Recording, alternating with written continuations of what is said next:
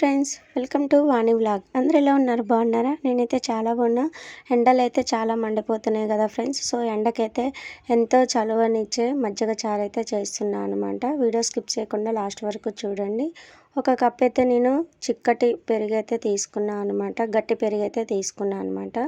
So ఈ పెరుగులో కొంచెం సాల్ట్ వేసుకొని విస్కర్తో అయితే ఉండలు లేకుండా కలుపుకోవాలన్నమాట. సో వీడియోలో చూపించినట్టుగా ఉండలు లేకుండా స్మూత్గా కలుపుకోవాలి ఫ్రెండ్స్. ఈ విధంగా కలుపుకున్న తర్వాత మీకైతే ఎంతైతే చారు కావాలో అంత వాటర్ అయితే యూజ్ చేసుకోవాలన్నమాట. నేనైతే ఒక కప్పు వాటర్ అయితే పోసుకుంటున్నాను. సో మేమైతే ఇద్దరమే తింటామనేసి నేను కొంచెమే చేసుకుంటున్నాను అనమాట. సో మీరైతే ఇంట్లో ఎంతమంది తింటారో వాళ్ళని బట్టి మీరు ఎక్కువ తక్కువ చేసుకోవచ్చు అనమాట. సో ఈ విధంగా అయితే వాటర్ కూడా పోసుకొని ఈ విధంగా మొత్తం కలిసేలాగైతే విస్కర్తో ఈ విధంగా కలిపేసుకోవాలన్నమాట. చూడండి వీడియోలో చూపించిన విధంగా గడ్డలు లేకుండా అయితే స్మూత్గా కలిపేసుకోవాలి. తర్వాత మనకి కావాల్సినవి ఏంటంటే ఇందులో ఎండుమిర్చి, ఆనియన్స్ అండ్ కరివేపాకు, ఫ్రెష్ కరివేపాకు అండ్ తాలింపుకి సంబంధించి జీలకర్ర, ఆవాలు, మినపగుండ్లు అండ్ పసుపు అనమాట. సో ఫస్ట్ అయితే కడాయి పెట్టుకొని ఆయిల్ పెట్టేసుకుంటున్నాను అనమాట.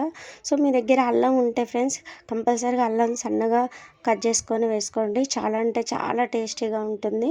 అండ్ పచ్చిమిర్చి కూడా వేసుకోవచ్చు అనమాట. సో పచ్చిమిర్చి మనం మిక్స్ పట్టుకొని వేసుకుంటే ఇంకా టేస్టీగా ఉంటుంది. నాకైతే చిన్నపిల్లలు ఉన్నారనేసి నేను పచ్చిమిర్చి అవాయిడ్ చేశాను అనమాట. సో నేనైతే ఆయిల్ వేడెక్కాక పోపు దినుసులు అయితే వేసుకుంటున్నాను. సో పోపు దినుసులు ఏవైనా వేసుకోవచ్చు అనమాట. చాలా అంటే చాలా టేస్టీగా సూపర్గా ఉంటుందన్నమాట. ఈ సమ్మర్లో ఎలాంటి చిన్నపిల్లలైనా పెద్దలైనా తింటే చాలా కడుపులో సలువగా ఉంటుంది. అండ్ హెల్త్కి కూడా చాలా మంచిది. తిన్న తర్వాత కడుపులో కూడా చాలా చల్లగా హాయిగా చాలా బాగుంటుంది. చాలా ఇష్టంగా కూడా తినేస్తారనమాట. సో ఇదంతా తాలింపుకు వచ్చేసిన తర్వాత మనం ఉల్లిగడ్డలు అయితే వేసుకోవాలి. సో ఉల్లిగడ్డలు అయితే ఇలా వేసుకున్న తర్వాత పెరుగు పచ్చడికి ఉల్లిగడ్డలు ఎక్కువ వేయొద్దండి. జస్ట్ ఒక 1 మినిట్ అలా ఇలా తిప్పేసిన తర్వాతకి వెంటనే కరివేపాకు అయితే వేసుకోవాలి. చూడండి వీడియోలో చూపించినట్టుగా కరివేపాకు అయితే వేసుకోండి. ఎందుకంటే ఉల్లిగడ్డలు మనకి పెరుగు పచ్చళ్ళలో తలిగితేనే చాలా అంటే చాలా టేస్ట్గా ఉంటుందన్నమాట. సో నేనైతే ఈ విధంగా మగ్గించుకొని వెంటనే కరివేపాకు వేసుకున్నాను అనమాట. కరివేపాకు కూడా వేసుకొని అందులో కలిసేలాగా కరివేపాకు వేగేంతసేపు అయితే మనం కలుపుకొని వేయించుకోవాలన్నమాట. కరివేపాకు కూడా మనకి వేగింది అనిపించిన తర్వాత మనం చిటికెడు పసుపు అయితే వేసుకోవాలన్నమాట. సో చూడండి ఫ్రెండ్స్ ఏ విధంగా వచ్చిందో మనకి ఈ విధంగా కలుపుకుంటే మనకైతే సరిపోతుంది ఫ్రెండ్స్. పెరుగు పచ్చడి అయితే ఇష్టపడని వాళ్ళైతే ఎవరు ఉండరు నాకు తెలిసి. సో మీరైతే ఈ విధంగా అయితే ట్రై చేయండి.